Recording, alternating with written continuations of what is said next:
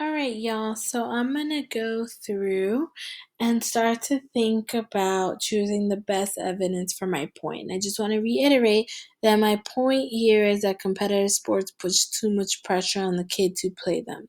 So, just to let you know, your job is going to go back to each one of your reasons where you outline three quotes to support it. And you're going to do this same work of finding the one that best supports your reasoning. So, my reason again is that it puts too much pressure on kids. Now, I read all three of them before. I'm going to quickly read through them again. My first one is that while competitive organized sports are often seen as a positive way for your child to spend his time, some of the pressure of sports could become a negative impact. That says it's a negative impact. It's not really showing me much yet, though, so I'm going to keep that in the back of my mind.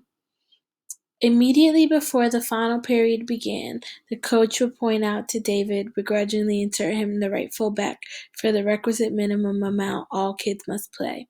He made it painfully clear to the others that my brother was the weakest of weaklings, that he was useless as a soccer player. So that one shows a real life example. And the last one is talking about health, right? It's talking about injuries.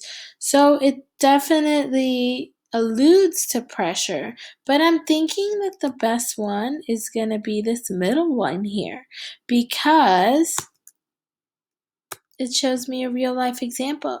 So this quote proves my point of competitive sports being too much pressure for kids because it shows a real life example of a child experiencing being pressured on the field, right?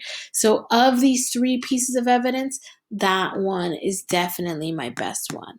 Like I said at the beginning of this recording, you're going to have to go through and do that work for all three of your reasons, and then you'll be done for today.